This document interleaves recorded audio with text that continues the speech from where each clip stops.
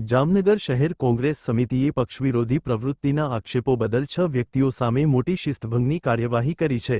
વર્ષ 2026ની સ્થાનિક સ્વરાજ્યની ચૂંટણી દરમિયાન કોંગ્રેસના અધિકૃત ઉમેદવારોના વિરોધમાં કામગીરી અને આમ આદમી પાર્ટીના ઉમેદવારના સમર્થનમાં સક્રિય કામગીરી કરવાનો આક્ષેપ કરવામાં આવ્યો છે। કોંગ્રેસે આ 6 વ્યક્તિઓને પ્રાથમિક સભ્યપદ સહિત પક્ષના તમામ હોદ્દાઓ પરથી આગામી 6 વર્ષ માટે સસ્પેન્ડ કર્યા છે। જામનગર શહેર કોંગ્રેસમાં પક્ષવિરોધી પ્રવૃત્તિ મુદ્દે મોટી કાર્યવાહી કરવામાં આવી છે। આપ જોવો છો તેમ જામનગર મહાનગરપાલિકાની ઇલેક્શનને પૂરું થતા 4 મહિના થયા। સંપૂર્ણ ઇલેક્શનમાં કોંગ્રેસ પાર્ટીના ઉમેદવારો કાર્યકર્તાઓ જમીન ઉપર આવીને ચૂંટણી લડ્યા હતા, પણ કોંગ્રેસના પીઠ પાછળ ખંજર ભોંકવાનું કેટલાક કાર્યકર્તાઓ બની બેસેલા કાર્યકર્તાઓ જે કોંગ્રેસ પાર્ટીના કાર્યાલયે પણ પગથિયું નથી ચડ્યા, પણ નેતાઓ આવે છે ત્યારે તેમને કાર્યકર્તાઓ અને હોદ્દેદારો માને છે। આવા કાર્યકર્તાઓ ચૂંટણીમાં ક્યાંક ને ક્યાંક જે ચૂંટણી લડતા ઉમેદવારોને કોંગ્રેસ પાર્ટીમાં ના ચૂંટણી લડવા માટે ફોન કર્યા હતા, એને રોકવામાં આવ્યા હતા।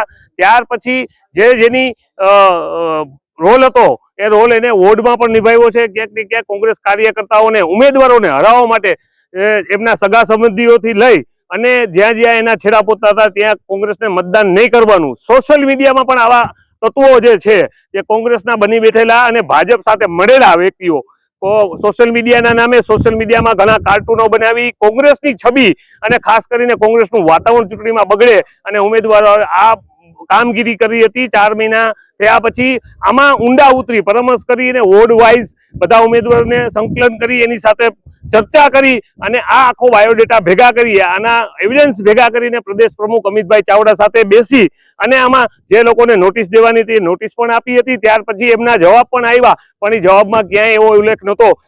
અમારી પાસે એવિડન્સ છે, એક શહેર પ્રમુખ તરીકે મારી પણ એટલી જવાબદારી છે કે હું ખાલી આક્ષેપ નથી કરતો, પણ આના પ્રૂફ પુરાવા સાથે પ્રદેશ સમિતિમાં મોકલેલ છે અને આ લોકોએ જે કામ કર્યા છે એના જે એવિડન્સ છે એ પણ પ્રદેશ સમિતિમાં આપેલા છે ને તે બાબતે ચર્ચા કરી અને જે બંધારણનો નિયમ છે શહેર કોંગ્રેસ પ્રમુખ તરીકે જામનગરના જે સભ્યપદ હોય કે કોંગ્રેસના પૂર્વ હોદ્દેદારો હોય એને સસ્પેન્ડ કરવાનો પૂરો અધિકાર એની ચકાસણી કર્યા પછી શહેર પ્રમુખને છે અને પ્રદેશના કોઈ આગેવાનો હોય અને એને ગેરરીત કામ કર્યા હોય તો એને પ્રદેશમાંથી અમારે જે બંધારણ છે એના મુજબ અમારે પ્રદેશ પ્રમુખની મંજૂરી લેવી પડે, પણ શહેરના જે હોદ્દેદારો સભ્યપદ હોય છે એ કોંગ્રેસ પ્રમુખ ચકાસણી કર્યા પછી એને સસ્પેન્ડ કરે છે। આવા 6 લોકોને જે પાર્ટી વિરોધ કામ કર્યા છે, પાર્ટીને દબાવવામાં આવી છે, પાર્ટીનો જે સિમ્બોલ છે એને ગેરરીતે ચિતરવામાં આવ્યો છે, આ લોકોને અમે ગઈકાલે સસ્પેન્ડ કરેલ છે।